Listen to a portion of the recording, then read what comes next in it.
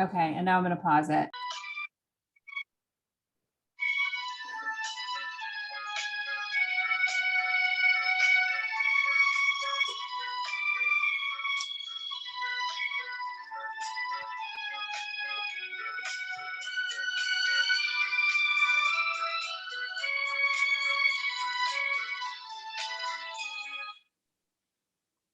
Go ahead, Christy.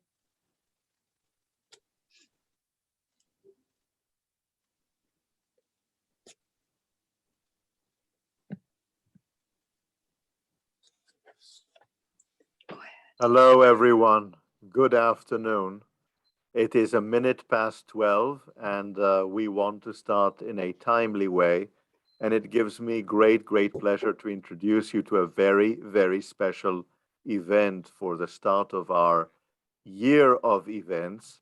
And on this occasion, I would like to congratulate and to especially recognize the leadership of our Highlifers, who are bringing to us a very special event this afternoon with Anat Hoffman from Israel, and more about that in a moment. But let me just express my gratitude to Barbara Kubi and to Etty Gannon and to Sandy Ziv and to Rabbi Klein and to so many others who have made this event possible, who conceived of this event and made the event possible.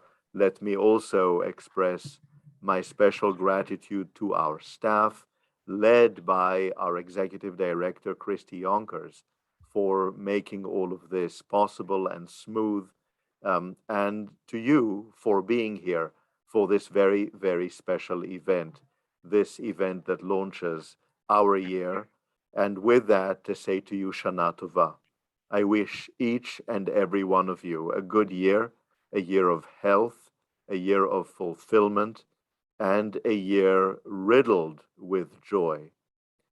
I would like to share a thought with you about the event that we are about to have here, that we are about to experience here with Anat Hoffman, whom I am not going to introduce. I'm not going to speak about her in any great detail.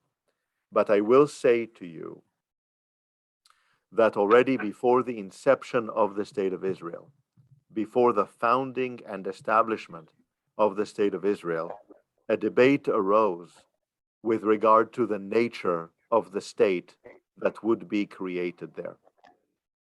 On May 8th of 1947, as many of you know,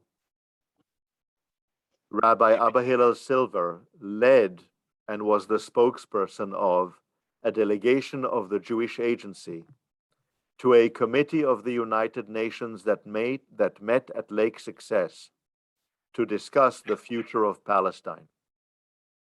As a spokesperson at that time, in that meeting of the United Nations, and you can see a recording of that meeting, there is archival footage of the recording of that meeting that is available. He said at a certain point that he wants to make it clear, and he said, and I regret that certain statements made by other delegates have made it unclear, and it should be clear, that when we speak of a state, a Jewish state in Palestine, we do not have in mind any racial state or any theocratic state, but a state of full equality and full rights to all its inhabitants, without distinction of religion or race, and he said, without domination or subjugation.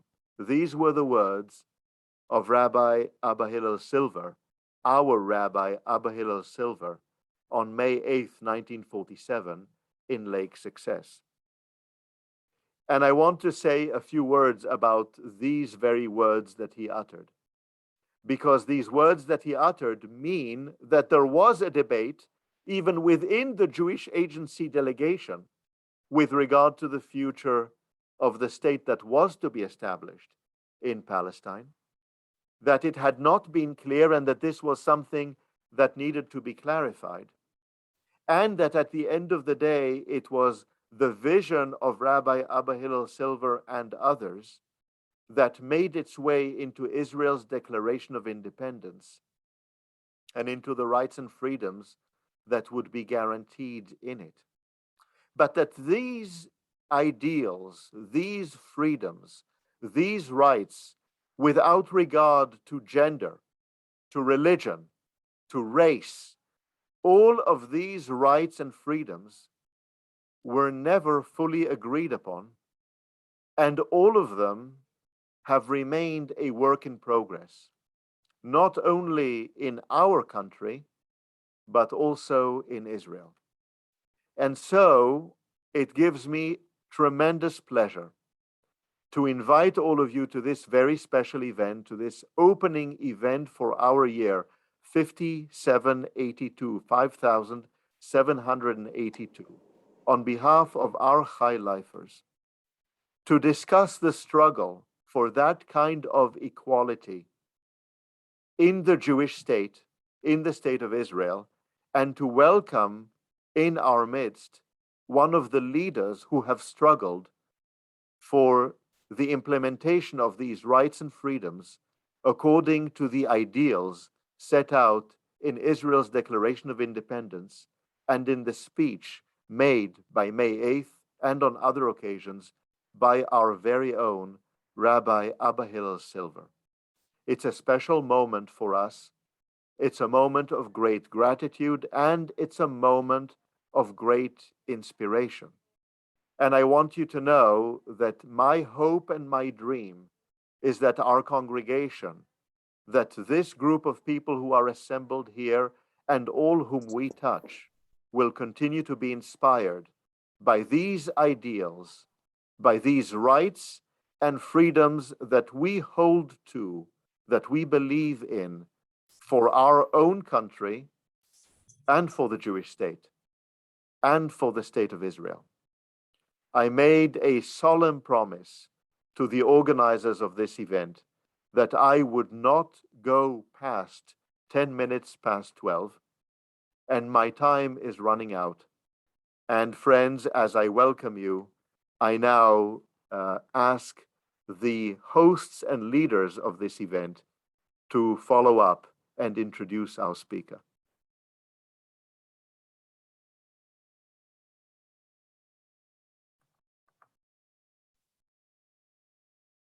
Thank you, Rabbi Jonathan. The High Lifers is a Temple affiliate community of vibrant and energetic adults who participate in a variety of cultural experiences, learning, and tikkun olam activities, and has been mentioned, brings you this program today.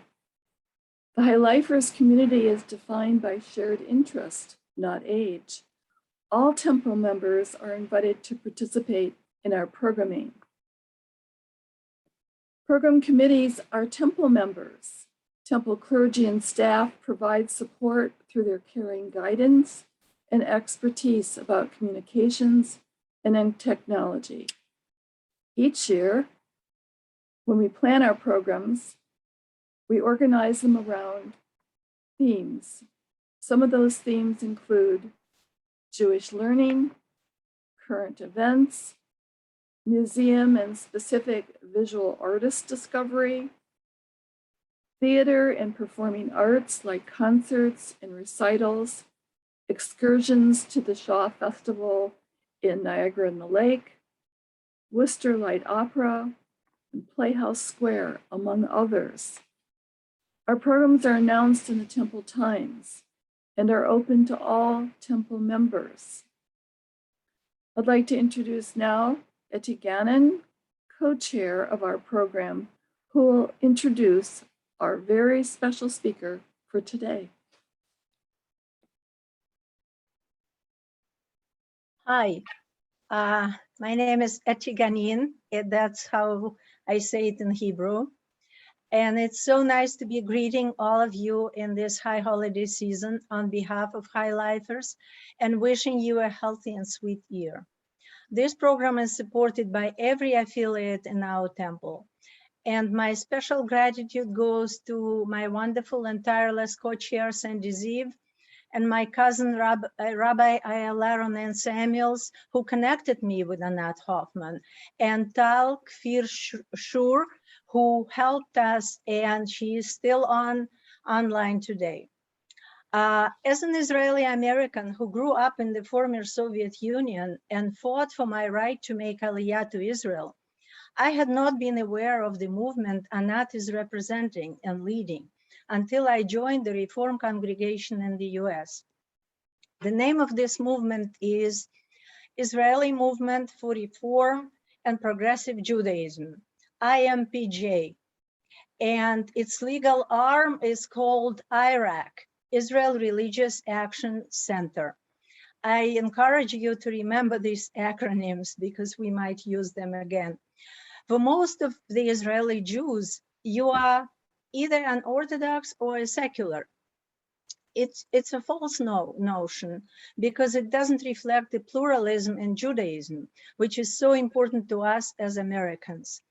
I am trying to share this awareness with my friends and family in Israel, and I need your help. We American Jews can influence and expedite the changes toward pluralism in Israel. Anat Hoffman did more than any other individual to impact this change. I am very honored to introduce Anat Hoffman, who is my hero and inspiration. Anat was born in Jerusalem, studied in the US, and until recently served as the executive director of IRAC. Her position placed her at the forefront of the efforts to advance religious pluralism in the state of Israel. Anat had fought and won recognition of reform and conservative conversions by the state, and led the struggle against gender segregation in the public domain, including on public buses, airplanes, and a national radio station. Anat has founded and led Women of the Wall in their struggle toward gender equality at the Western Wall. She also served on Jerusalem City Council for 14 years. Israeli democracy is vibrant and complicated, and there is a lot to learn and understand about it. That's why we at Highlighters invited Anat to speak to us from Israel. Today's topic of her presentation is Jewish and Democratic, Threats and Challenges to Israel Democracy. Please welcome Anat Hoffman.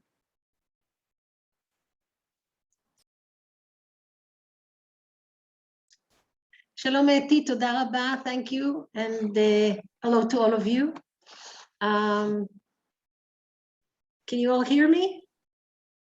Yes, as shalom. Not every rabbi invites me to speak to his congregation. I thank your rabbi for having the courage. Some rabbis don't invite me because they feel that if I tell you some of the harder truths about religious pluralism, about equality, about democracy, and about tolerance in Israel, you may love Israel less. So I believe that it's all out there. If you just read about Israel, you'll know we ain't perfect. We're 73 years old and we are not perfect. Neither is the United States, by the way. And you are patriots and you love the United States, despite the fact that there are some problems even there. So, and you are a much older democracy than we are. So I thank you for the opportunity to tell you about my work. Eti, I am still the executive director of the Israel Religious Action Center, but I am looking forward to joining you in the world of retirement. You all look very satisfied there, and I will join your ranks soon. Let me start with a bang and show you a short video filmed in Israel at the Kotel, at the holiest site of the Jewish people. My daughter made that little movie. It's 2 minutes, and it shows our attempt as Jewish women to bring a Torah scroll the holiest book for the Jews, to the women's section, so we could read from the Torah. Let me remind you, in Sinai, we were all there, men and women and children. The goats were in Sinai, and we all read Torah. This is now Israel 2021, and look what happens when women try to bring a Torah to the women's section of the wall so they could read from the book.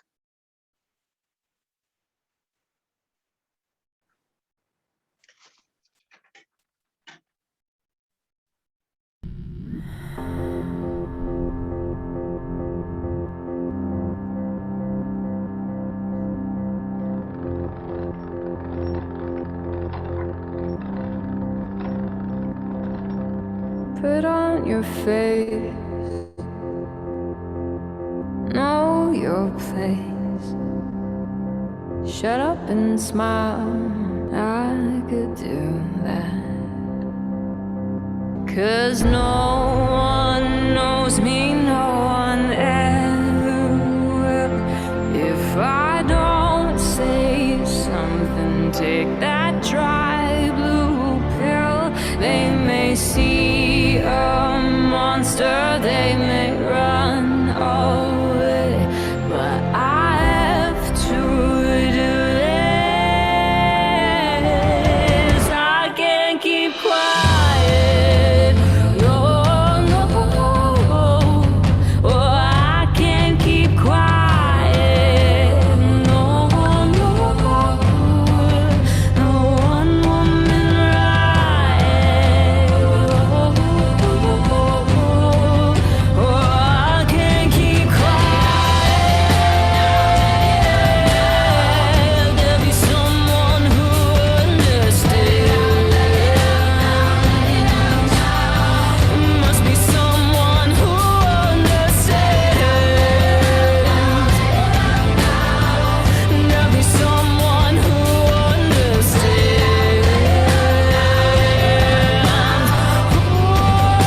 I can't keep quiet. I can't keep quiet.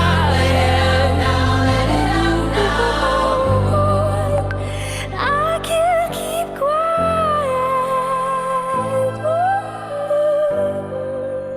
No, I won't keep quiet.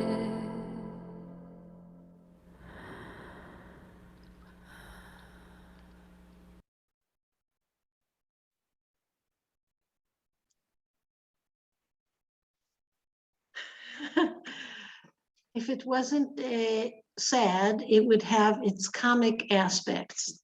What happens is that the wall is run by a group of zealot extremists from the ultra-Orthodox sector. They were given the keys to the holiest site of the Jewish people. Do they have room at the wall? Of course, I would welcome all streams of Judaism to the wall, but I would be very careful who I give the keys to. And the keys were given for life, by the way, to Rabbi Shmuel Rabinovich, born in 74. So he's relatively, we're going to have decades of Shmuel Rabinovich because he will stay forever. There is no term limit to the rabbi of the wall.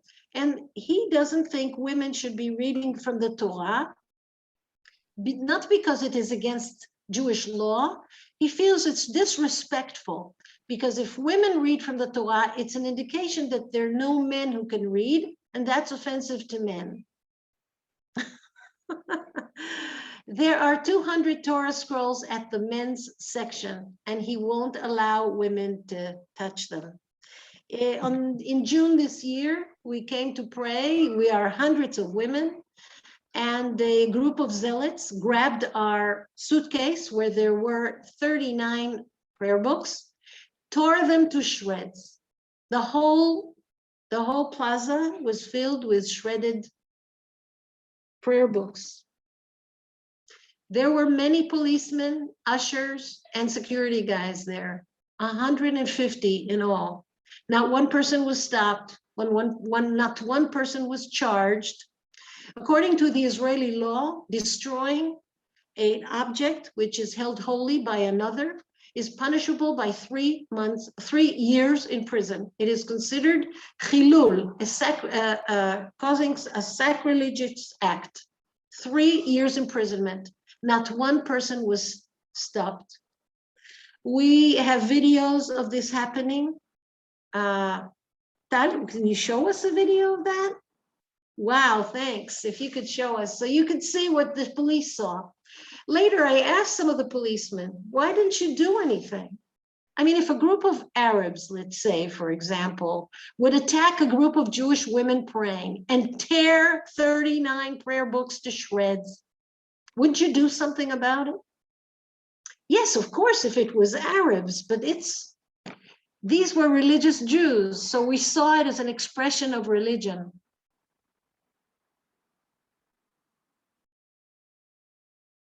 Thank you, Tal, for the attempt. Not yet?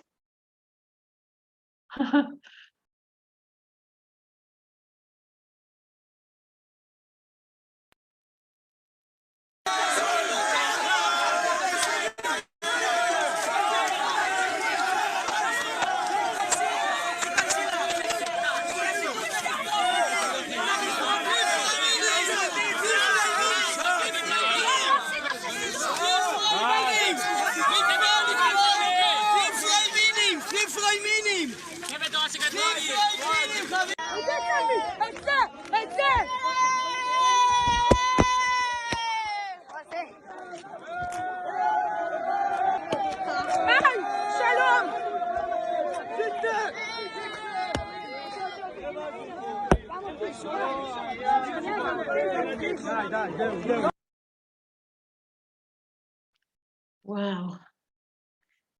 Thank you so much, Tal, for showing this. I am not over what happened in June.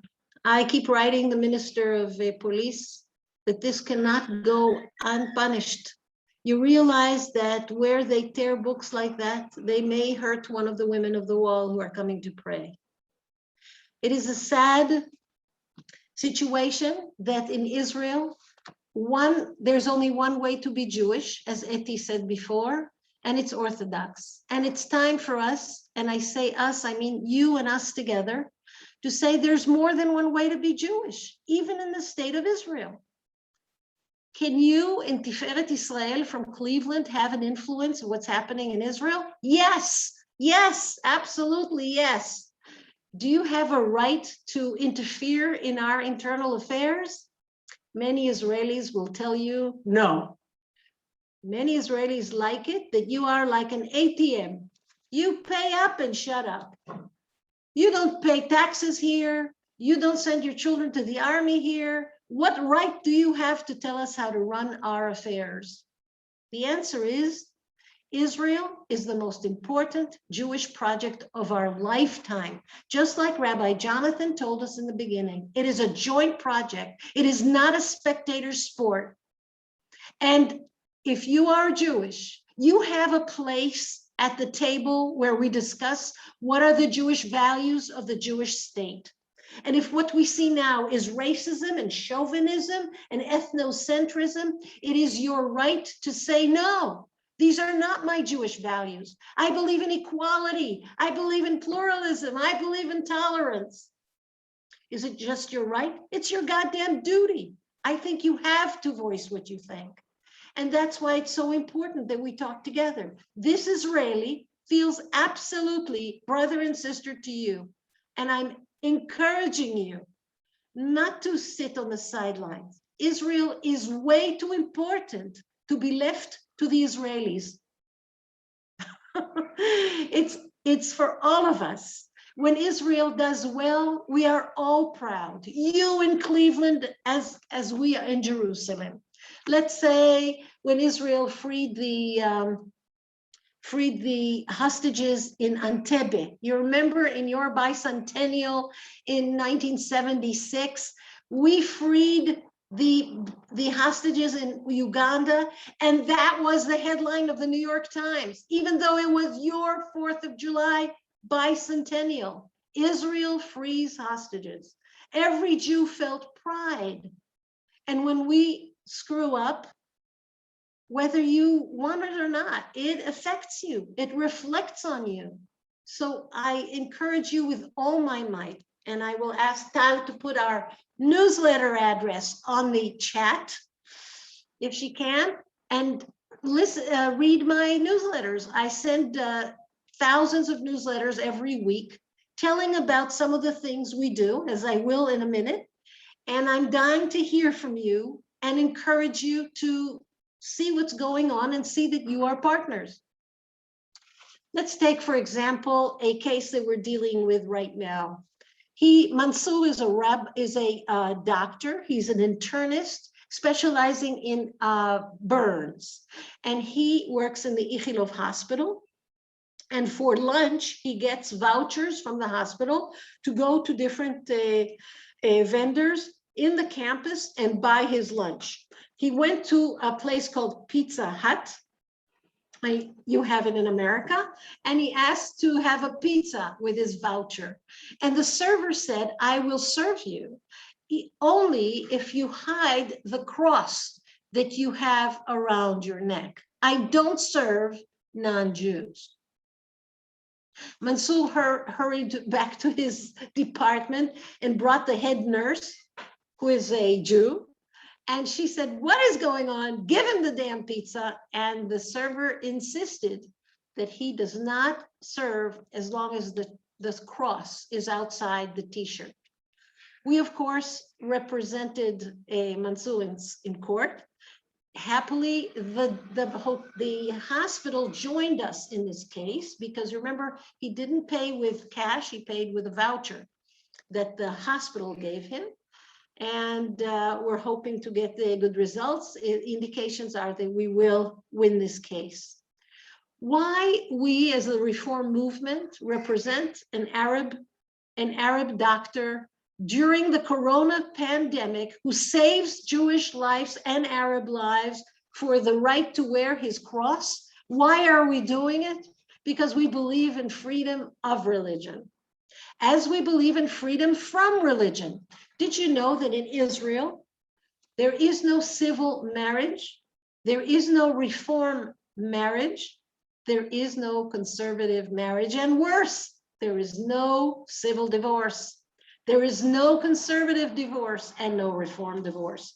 There's only one way to get married in Israel, Orthodox, and only one way to get divorced, Orthodox.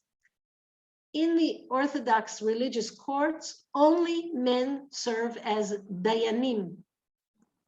And the dayanim believe that only a man can give a get to his wife. Only a man can divorce the wife. There are 10,000 women in Israel who are unable to attain a divorce because their husband says, I will not grant you a divorce unless you give me the apartment, unless you give me the car, unless you give me sole custody of the children. And they are called mesoravot get. They are unable to get a get. The biological clock is ticking. They want to have another relationship. They want to have another husband, but they cannot. If they dare to have a child while they are still married to their husband, even though they don't live together, even though he refuses to give her a get, do you know what is that child? Is a bastard. There is a black list of bastards in Israel that cannot get married at all. This is an unacceptable situation. And the result is that many Israelis don't get married at all. We have wonderful common law laws, and many Israelis live together as bachelors and not get married because they don't want to get a divorce later at the Rabbanut with the Orthodox authorities. Many Israelis, 11,000 a year, travel to Cyprus, the island of love, and they get married there by a non-Jew, the deputy mayor of Larnaca or the deputy mayor of Nicosia, under a big cross and under a big picture of the Archbishop of Cyprus. These Israelis get married to each other. At the end, they get a little keychain that says Mazel Tov in Hebrew. They go to the restaurant next to the municipality building, the whole menu is in Hebrew. It is the third largest industry on the island of Love to officiate in weddings between Israelis. And then they go back to Israel. This is insane. Why? Do you know that marriage is a basic civil right? How could it be that thousands of us have to flee our country to get married? Because Israel has a treaty with Cyprus that all legal documents written in Cyprus are recognized by the state of Israel. Your rabbi is unable to officiate in a wedding in Israel. Jonathan, have you officiated in a wedding ever? I can't see him. Anytime. Jonathan, you did? Anytime. But have you ever officiated in a wedding? I have officiated, but I could not officially be recognized as a rabbi in Israel. That's right. So Israelis can get married in Cleveland and you can officiate and it will be recognized. But if you came with your body to Israel, you cannot officiate in Israel in a wedding. I don't know if you understand how crazy this is, that we come from a people that always had arguments. Look at your own Friday night table. Are we quiet and docile around each other? We are an argumentative bunch. We have a live core of argument in our veins. What does the first Jew, remember it was Abraham, the first Jew is doing with his new God? I'm just telling you, tradition is that if you are the first of a new religion and God is speaking to you directly, you fall on your face and you say, I'll do anything you ask me, God, just speak to me, right? What does he do? He starts an argument like a used car salesman over how many just people live in Sodom, and if it's 50 or 40 or 30 or 20, and he's arguing, the whole thing starts with an argument. And it goes on. Moses argues with God. God argues with Moses. Moses wants to resign. He wants to throw all the Israelites to the, God wants to throw all of them. Then the prophets argue with the kings argue with the prophets. And the Talmud is one long argument over sometimes nonsensical things. I'll give you one example. If you have an oven and you cut the oven into 9 pieces, how many pieces would still bake a kosher matzah? This is one of the most famous Talmudic arguments. Rabbi, correct me if I'm wrong. One of the most famous arguments in Talmud. Who cuts an oven into 9 pieces? Have you ever heard of such a thing? And yet it is a very important argument. Maybe later, if we have time, I'll tell you that wonderful, wonderful story. So we come from a religion that doesn't, that encourages argument. We don't have a pope. We could never agree. We are argumentative and we encourage our children to argue. One of the things we ask a new groom is to come up with a chidush, meaning to challenge things from the past. We want our children in the Seder to do what? To ask questions, to challenge the ceremony, right? We like it.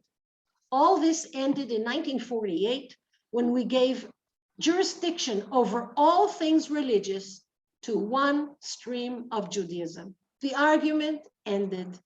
No dialogue. There's only one way to be Jewish, Orthodox. Only Orthodox kashrut, only Orthodox burial, only Orthodox observance of Shabbat, only Orthodox way to worship at the wall, only Orthodox way to marry. And that is, this is causing many Israelis to turn away from their own Judaism. Let me ask you, raise your hand if you are in touch with an Israeli in Cleveland. There are Israelis in Cleveland. Raise your hand if you know an Israeli. Have you ever seen that Israeli in synagogue? Ask your rabbi. The hardest Jews to bring to synagogue are Israelis. Do you know that Israelis in North America,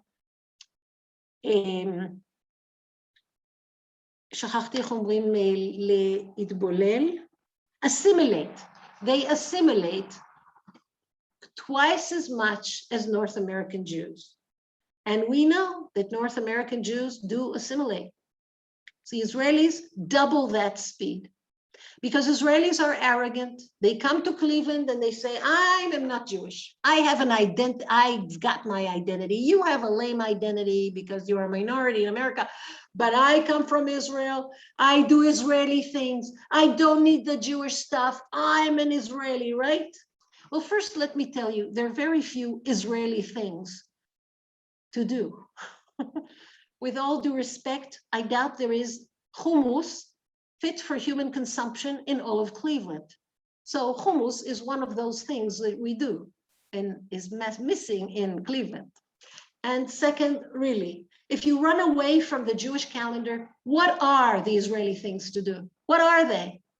Now you see why we assimilate twice as much, because we are arrogant. We don't send our children to Sunday school. We don't come to synagogue. Our kids don't know what it is to be an Israeli. And the result is they marry out.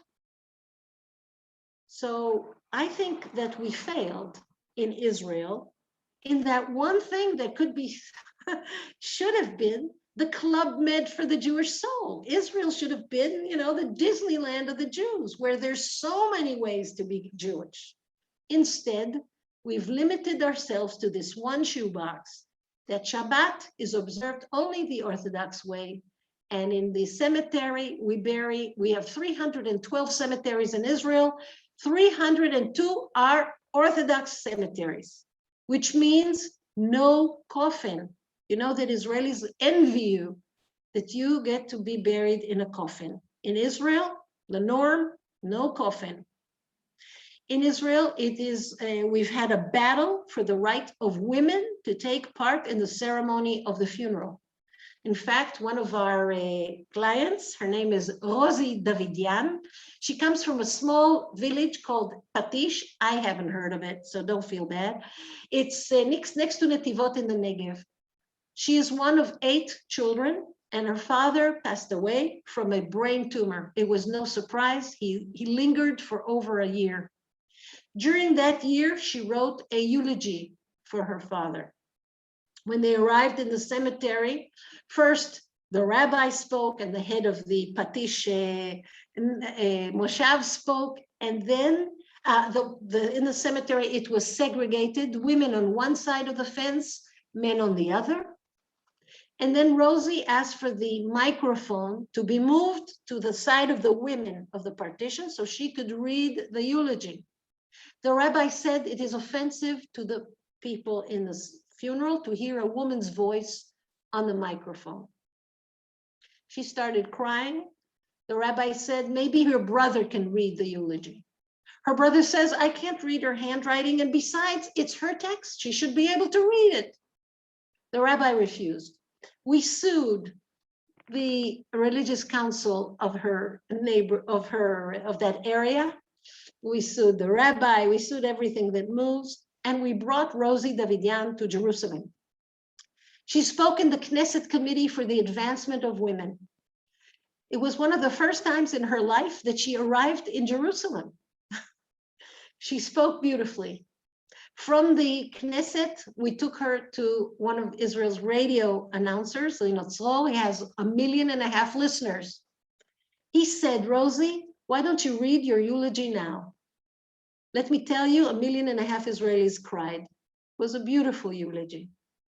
She won the highest award for that year in small claims court.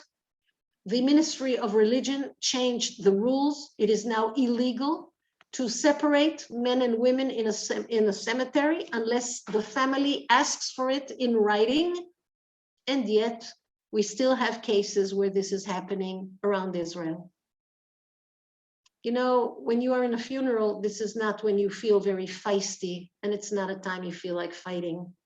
It's usually one of the low points. And many Israelis suffer through a ceremony that is so disrespectful to their lifestyle. Any questions so far? I'd love to hear your questions, and I'd like to hear it directly from you. If you could just, find a way to raise your hand. And So go ahead, Erwin. Erwin had his hands first. Could you speak? Thank you, Anat. It's so good to see you, and welcome to Cleveland.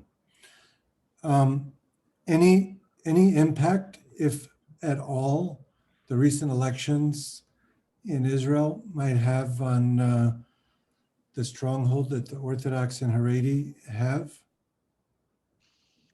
Yes. It's wonderful. The new government is wonderful in that respect. No, they're not a complete liberal government. There are still in the government some conservative elements, but that government, which is miraculous, it's so unbelievable that they are actually together. No one can understand how that's possible. But that government is very friendly. I must say, today I was with our Minister of Foreign Affairs, Yair Lapid. In 2 years, he will be our Prime Minister. Why was I there?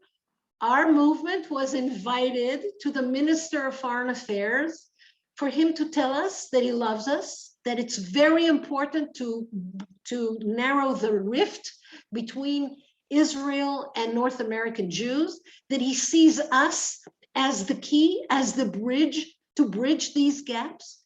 He spoke to many young North American Jews who told him that they cannot think about Israel, not even speak about Israel in the campuses because they feel so attacked. And he said to them, you should link arms with Israelis who believe just like you and are fighting for a pluralistic Israel. And we were given such a reception by the minister today. That's a difference. Let me tell you, for the last 12 years, no foreign minister invited the reform movement for anything. And here he is initiating that meeting. Erwin, I have to ask you, are you connected to the Lowensteins from Kansas City? Not to my knowledge, but I think we're all connected. Okay. No, we have a wonderful supporter in Kansas City that I know he has 3 sons, so I was hoping you're one of them. But we have some friends all over North America and all over the diaspora, and they get a big kick out of reading what we do and knowing that they're partners in that. And I encourage you very much to sign up to our newsletter. I write short, I write funny. Even when it's sad, there are comic aspects to this. You will agree that the story of Women of the Wall, of trying to sneak a Torah scroll for women, it is strange. And you know who loves this? Your kids. Speaking to your kids who are falling asleep in the Sunday school about, can you think of ideas on how Women of the Wall can sneak a Torah scroll to the women's section? They wake up. They have ideas. Laser beams and bringing a drone and putting it in a false leg and carrying the Torah as a baby, and ideas from here to eternity. They're so creative.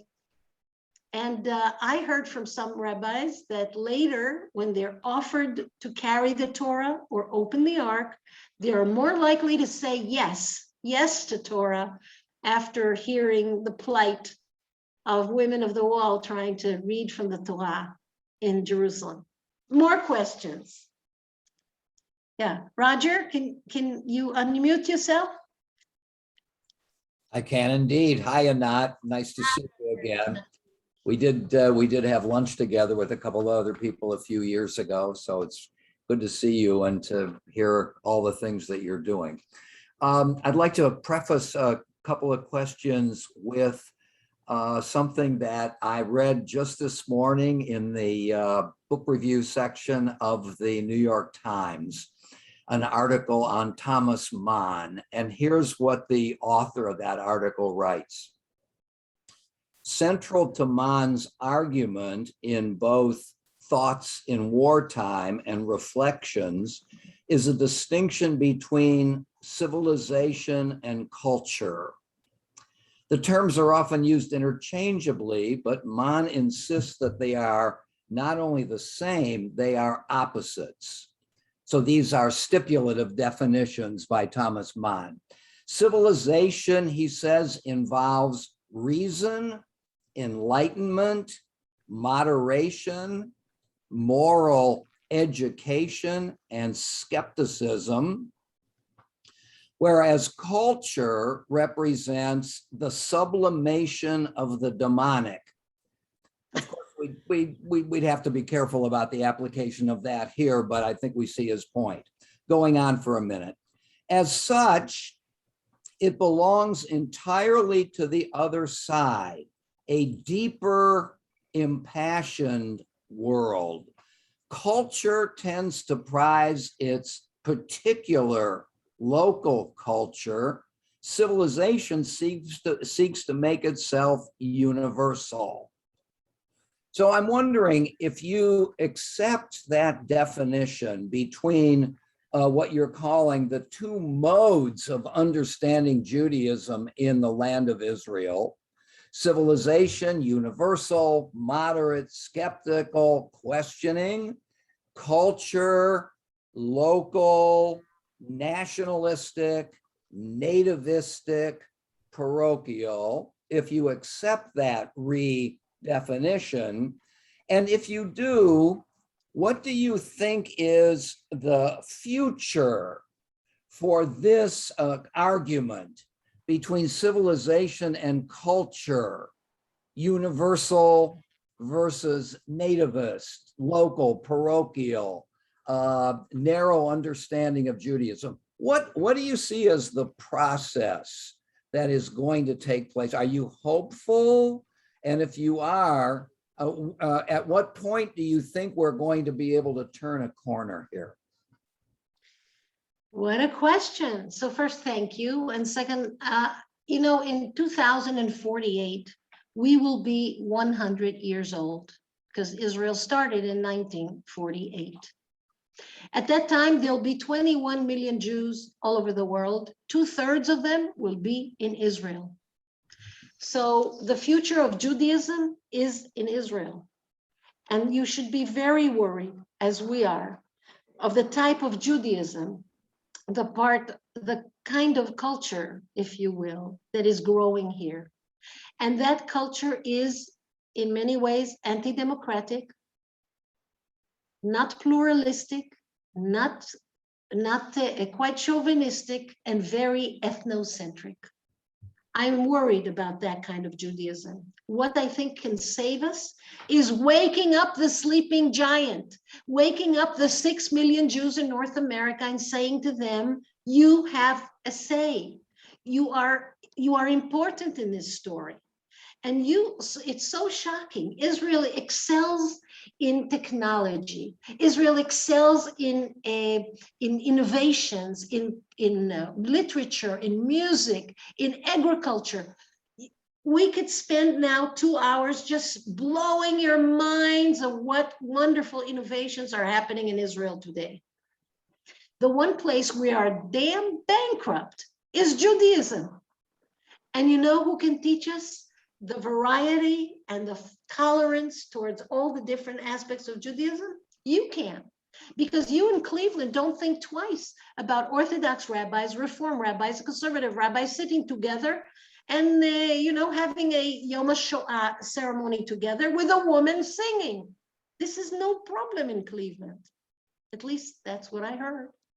Cleveland is a giant among the federations of North America.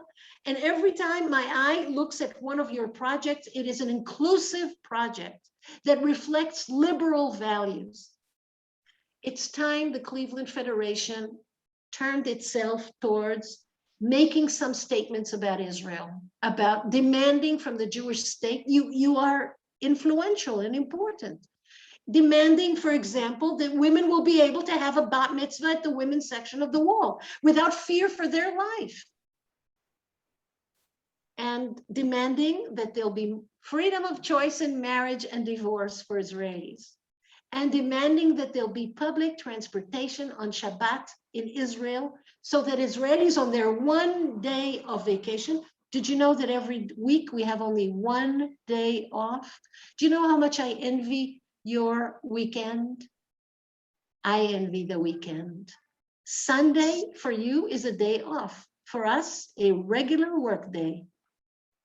So on that one work day, if you are unable to drive because you don't own a car, because you're 15, because you have some medical issue that prevents you from having a driver's license, because you're too old, because you're ecologically conscious and you don't want to own a car, you just want to use public transportation, you are unable on Shabbat to go to visit your grandma in a hospital, to go to the beach, to go to your friend, you are incarcerated in your home because there's no public transportation on Shabbat. And there's no public transportation on Shabbat because the ultra-Orthodox demand that the Shabbat will not have public transportation, which prevents so many Israelis from, having a life on that one day off. So all these issues, Israelis care very much about. However, there's a lot of learned helplessness. Israelis, and Eti will probably remember this, Israelis kvetch a lot.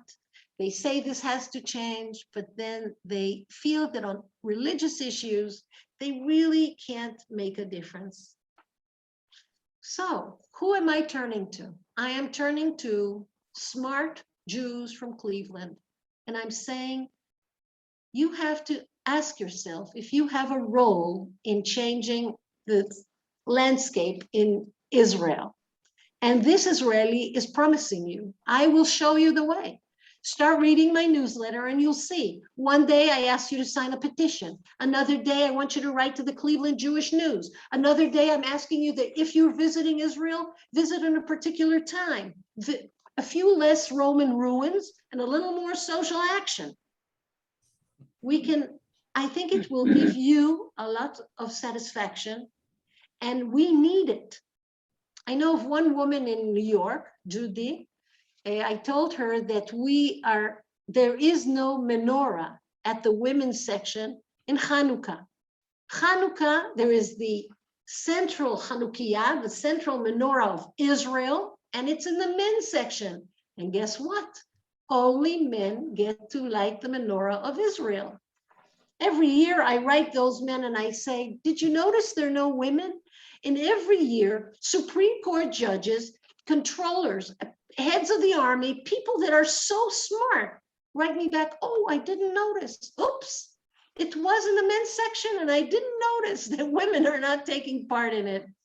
Anyway, I told Judy that there is no menorah in the women's section.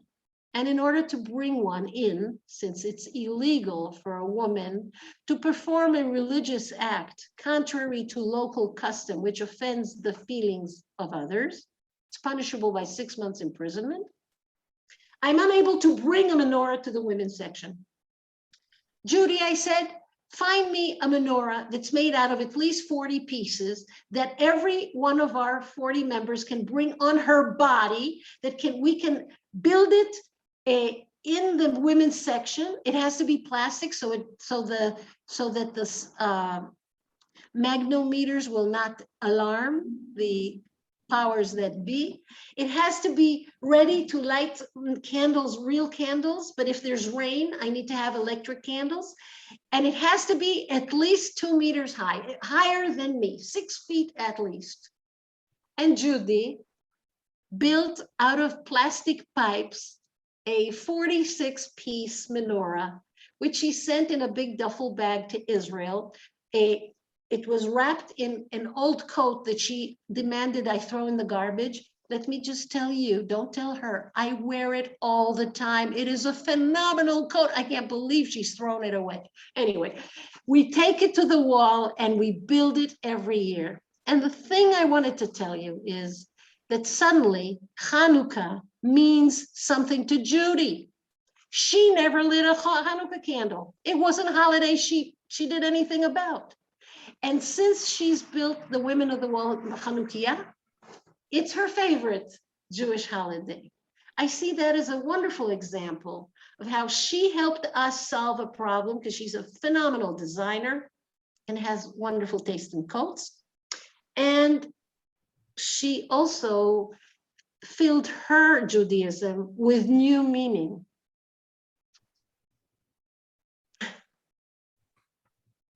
Any more comments or questions? We have some time. Anybody else who's not Roger? Because oh, wait a minute. Oh, I missed somebody. Etty, Yeah, Marlene. Right? right. Unmute yourself. Yes, hi Anat, nice to meet you. Thank you for talking with us. I wanted to say how proud I was of Israel during the Champlain building that collapsed in Surfside, Florida.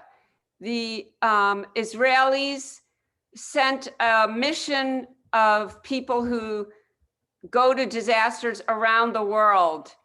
And they helped in the most dignified, they helped everybody, Jew, non-Jew alike. And the people I know, what I read, what sounded very grateful. And I think it comes from the very central tenets of Judaism, that kind of work. And it is also wonderful PR for Israel. And I happened to catch when the Israeli team left, they walked together in a group with the flag of Israel in front of them, and they sang Ani Maamin. And it was really very beautiful. And I just wanted to say that because I feel like sometimes it's hard to find the beautiful examples, It is even in such a tragedy, you know? It is a beautiful example, and Israelis are trauma experts, and there are Israeli teams who went to Japan, Fukushima, and went to different disaster areas in Haiti and in Africa. And that's very moving and wonderful, and I thank you for bringing it up, but I do have a comment. We don't send these teams to Syria, where 250,000 people died in a civil war, where there are people who are injured there and hunger there. We don't send them to Lebanon. In Lebanon today, there is an economic crisis of enormous proportions. And these two countries are right next door. And I believe that it is up to Israel to extend. Florida, of course we should be there, but shouldn't we have at least lorries of food and medication going towards our neighbors who are now, winter is coming and there are 1 million Syrians that are homeless. And these are human beings. It's true that some injured people were able to cross the border and get help in Israeli hospitals. So far, less than 1,500, that just the numbers are very, very low. And I would encourage Israel to become, yes, we are the experts on trauma, the Holocaust. In fact, the organization that it helps, it's called Helping the Helpers in Israel, is sprouted out of the Holocaust survivors organizations. I think there's trauma right next door, and I would like us to extend a hand there. But thank you for bringing it up, and it doesn't belittle at all the wonderful work that's done in Florida. But I'd like these good people to help out next door. Oh, Etty, you have more to, yeah? Yeah, I just, first of all, I wanted to thank you for the inspiration you give us. I've been reading your newsletter for many, many years. And I feel that, you know, this is how I know what happens in Israel. And this is my way of participating. I am on every visit to Israel, and I go every year. I try to bring up and tell my friends and family that about you, about Iraq and IMPG, and unfortunately, very few people know. But I think we should keep doing that. And I wanted to apologize to you for saying that you until recently were the leader of Iraq. The reason I said that, I recently read that Noah Satna, Saka was appointed executive director. So I thought maybe Anat wants to share or wants to take another position. So can you explain what exactly Noah is going to be doing? Yeah, Noah, my wonderful director, is leaving our organization in order to head the largest civil rights organization in Israel, ACRI, the Association of Civil Rights of Israel, which is like the American Civil Liberties Union, like your ACLU. She is going to be now the #1 civil rights leader in Israel. I'm staying behind. She is going to bigger and better things. It couldn't be one more wonderful for, for Israel to have such a leader.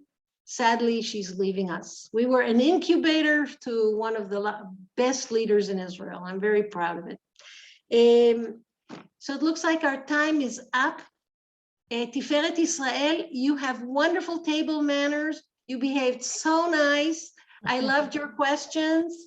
And thank you so much for sharing me. I'm willing to come again. We can talk about, we didn't talk about segregation of women in the public sphere. We didn't talk about racism and how we're fighting racism. And there's more to talk about. I enjoyed it very much. Please sign up. I beg of you, sign that newsletter. I promise, you can always delete later, but please give me a chance to keep you up to date. And Rabbi Jonathan, thank you so much for your introduction and your wonderful congregation. Shana Tova. Anat, before you leave, Yes. are you still with us? Yes. Okay, so what can we do to get our federation and our large Jewish organizations who put a lot of money into Israel to do more to support your goals? So one of the things is I send you a newsletter and it upsets you, let's say 3 out of 10. The one upsets you 7 out of 10.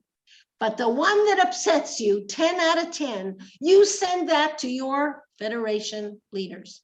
And you say, this is outrageous. Wait till you're really upset. Get your teeth into something that really outrages you, because then you're most effective.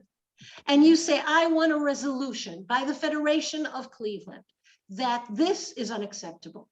I showed you that 39 prayer books were shredded to pieces in front of 150 soldiers and policemen and ushers, and nothing was done. None of these people was stopped, even though there was so much police. Do you understand that where they tear prayer books, there might be bloodshed, that one of us, women of the wall, may be stabbed? Okay, if you read that one of us was stabbed at the wall by a religious zealot Jew, I expect you to do something. Take the Torah scrolls out of the ark. Make a nuisance of yourself in front of the Israeli consulate. Protest this. Say, these are my sisters. We care. The way they pray is the way we pray. What's going on there in Israel? I want you to get upset and express it. Then you're most effective. And when We cannot thank you. yeah, I'm Go just ahead. saying, when we win, and occasionally we are in court 60 times a year, that's more than once a week. When we win, for example, we won recognition of all reform and conservative conversions in Israel, celebrate with us. That also is good. But right now I'm asking you to be a seismograph of your own kishkis, your own feelings.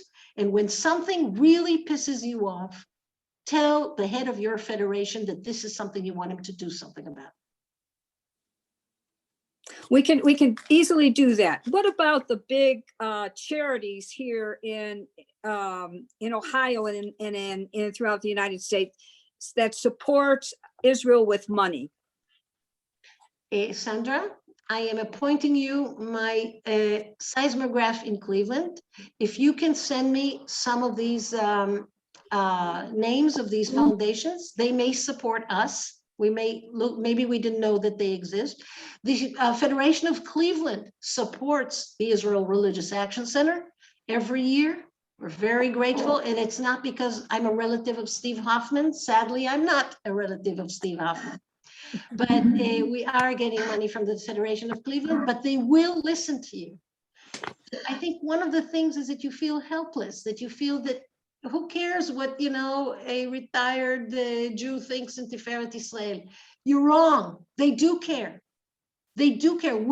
This makes an enormous difference. And if you do write your federation and they do come up with a resolution, this resolution may be very helpful to us. So good Wonderful. night and Shana Tova. It was a pleasure. Shalom, shalom. We cannot thank you enough, Anat, for enlightening our minds and sharing your knowledge and efforts with our members today. And you've given us so much information, and many of us are very concerned, and we will step forward with action. We also want to thank Anat's executive assistant, Tal Kafur-Shur, and our own director of operations, Jen Mendelson, for setting up the Zoom connections and bringing Anat in Israel to our temple home in Cleveland. Wonderful technology when it works. Special thanks also go to our temple leaders, Senior Rabbi Jonathan Cohn, Executive Director Christy Yonkers, High Life Leadership, Rabbi Roger Klein and Barbara Cuvey, as well as all temple affiliates, Adult Learning, Social Action Committee, Temple Brotherhood, Temple Teens, the Temple Family Connection, the Temple Learning Council, and our Temple Women's Association. All our temple affiliates supported our special program today. I have to give a heartfelt thank you to Eti Ganim, my co-chair for this program, who is my equal in her dedication and effort. In addition, we want to give Debbie Friedman and Cece Dottisman a big shout out for their many publicity efforts in promoting our fabulous program. One reminder, if you want to learn more or support the reform movement in Israel or receive their weekly newsletter, go to www.irac.org. And if you want the newsletter, /sign up. Etty and I also want to thank you, our congregant, family, and friends for joining us today. It has been our honor to bring Anat's program to us. We thank you. Have a nice day and shalom.